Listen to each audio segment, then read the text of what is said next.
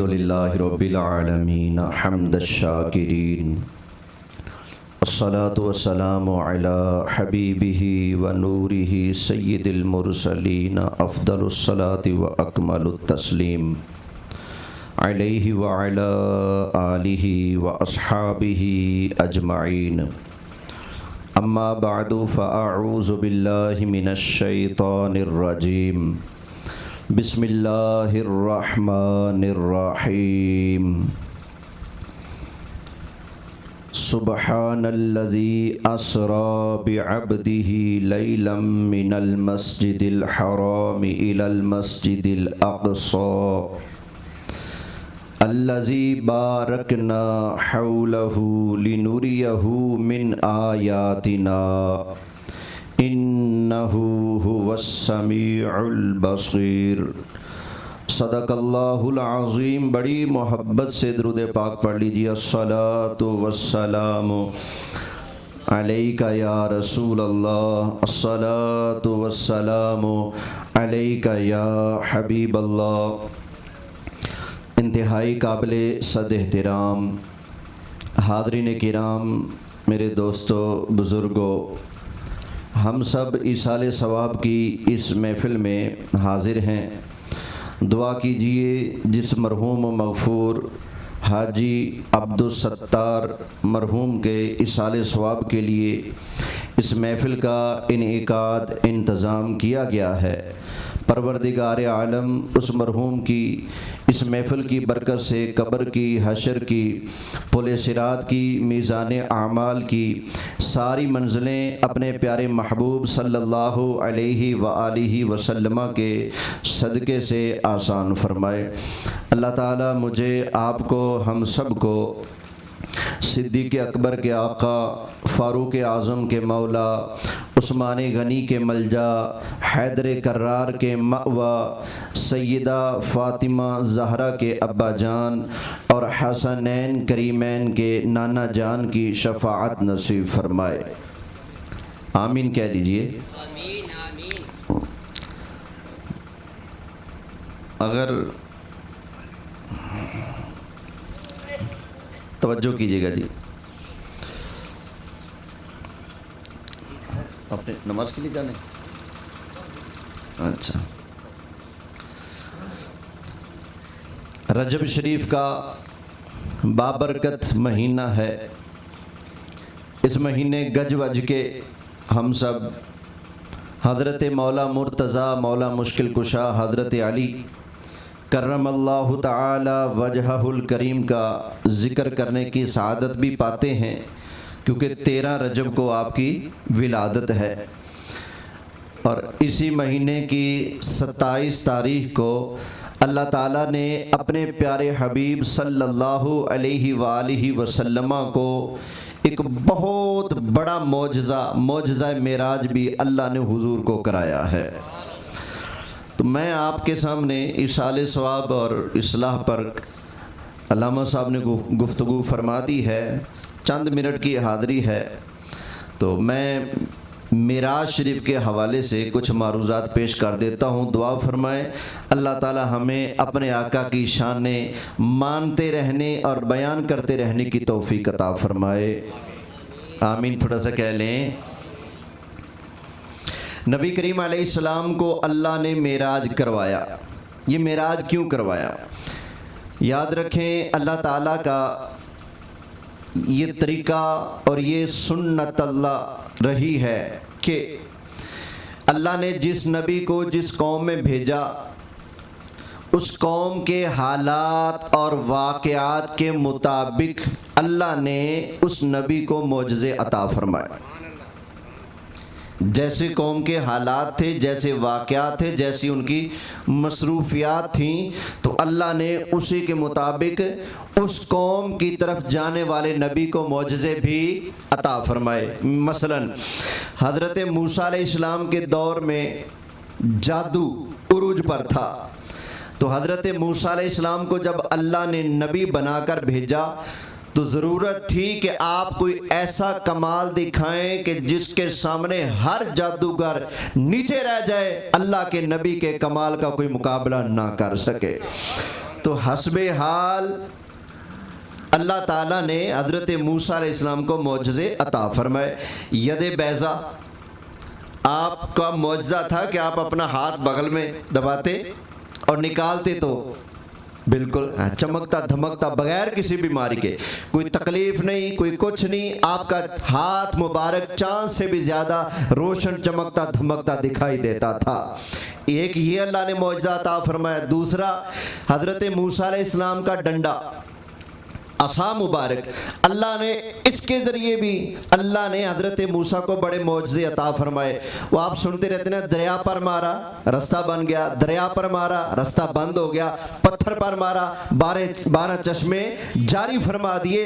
اندازہ کریں جس نبی کے سوٹے میں اللہ نے اتنی پاوریں رکھی ہیں، اس اللہ نے موسیٰ علیہ السلام کو کتنی پاوریں عطا فرمائی ہوں گی. جب موسیٰ علیہ السلام کی یہ پاوریں ہیں تو موسیٰ علیہ السلام سارے نبیوں کی طرح میرے آقا علیہ السلام کے مقتدی ہیں. جب مقتدیوں کا ڈنڈا اتنی شان والا ہے تو ان مقتدیوں کا امام الانبیاء کتنی شان والے ہوں گے. ذرا بولتے جائیں مرحوم کے ایصال ثواب کے لیے اللہ کا نام اپنی مبارک زبان سے ارشاد فرمائیں. بولے سبحان اللہ. اللہ بولنے کی بھی توفیق عطا فرمائے. توجہ ہے جی، الیکشن کا ٹائم ہے، ہر بندہ بولتا پھر رہا ہے. آپ حضور کی محفل میں نہیں بولتے، جو کبھی نہیں بولے وہ بھی بول رہے ہیں، جو کبھی نظر نہیں آئے اب تو وہ بھی مکھڑا دکھا رہے ہیں، بڑے پیار سے ملاقاتیں کرنے آ رہے ہیں. تو آپ نہ بولیں تو پھر عجیب بات ہے نا. بولیں آمنہ کے لال کے روح کو خوش کرنے کے لیے سرکار آپ سے راضی ہو. بولیں سبحان اللہ. ماشاء اللہ. توجہ ہے جی. حضرت عیسیٰ علیہ السلام کا زمانہ آیا. آپ کے زمانے میں حکیموں کا دور ہے. حکیم بڑے بڑے نسخے بناتے ہیں، بڑی بڑی پڑیاں بناتے ہیں. یہ مرض دور کر دی، وہ مرض دور کر دی، وہ اس کو شفا عطا کر دی، اس کو ٹھیک کر دیا، اس کو ٹھیک کر دیا.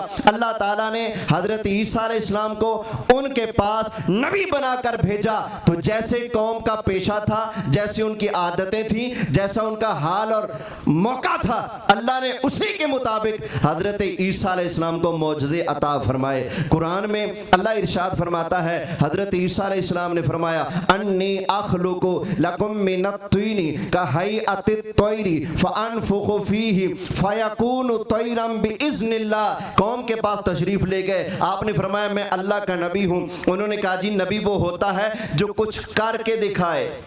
نبی کون ہوتا ہے؟ بولو. پتہ چلا کافر کا بھی عقیدہ ہے نبی وہ ہوتا ہے جو کچھ کر لے، جو کچھ کر کے دکھائے. وہ اوترا کتنا بڑا اوترا ہے جو کلمہ پڑھ کے کہتے ہیں نبی کچھ نہیں کر سکتا.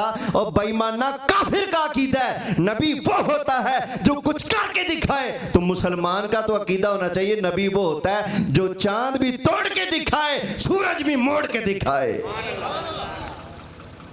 تھوڑی سی آواز بھی اونچی فرما کے دکھا دیں آپ.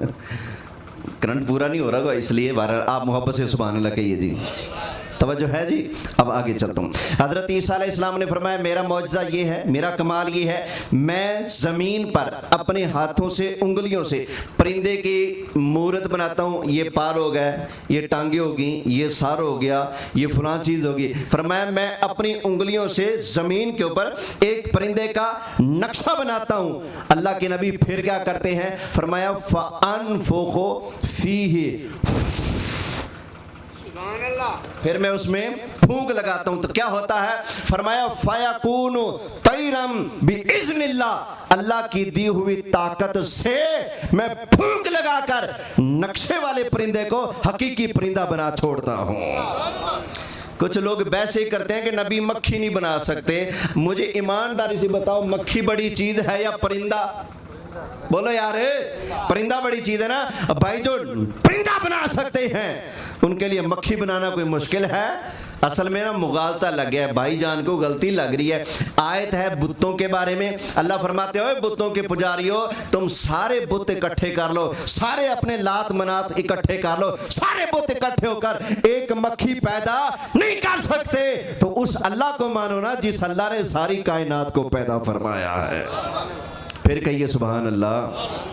حضرت عیسیٰ علیہ السلام کو اللہ نے کیونکہ حکمت کا دور تھا, حکیموں کا عروج تھا, معجزے ایسے عطا فرمائے کہ حکیموں کی بس ہو جائے. حکیموں نے کہا جی ایسا پھوکا تو ہم نہیں مار سکتے کہ پرندہ بنا کے دکھا دیں. فرمایا آگے سن لو, وَأُبْرِئُ الْأَكْمَحَ, میرے پاس اندھا لے کے آؤ. ایک ہوتا ہے اعمیٰ وہ بھی اندھا, اور ایک ہوتا ہے اکمہ وہ بھی اندھا, لیکن دونوں میں فرق ہے. اعمیٰ وہ ہوتا ہے جس کی آنکھ میں ڈیلا ہے لیکن نظر نہیں آتا, اور اکمہ وہ ہوتا ہے جس کی آنکھ کا ڈیلا بھی نہ ہو.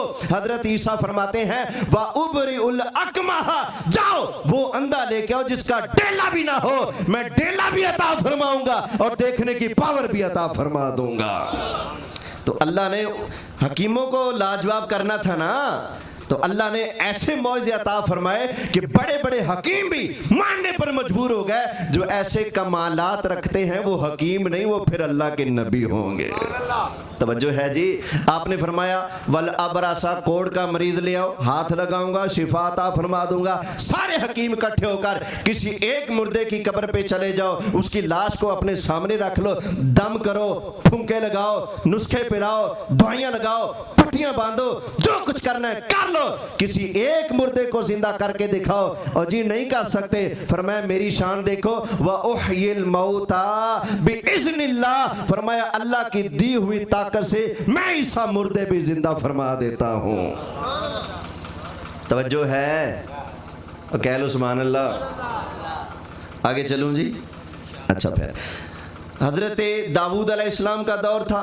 آپ کے دور میں نا یہ ہاتھ سے جو کام کرنے والے ہوتے ہیں دستکاری کرنے والے صنعت کار, ان کا عروج تھا, تو اللہ نے ان کا نبی بنایا.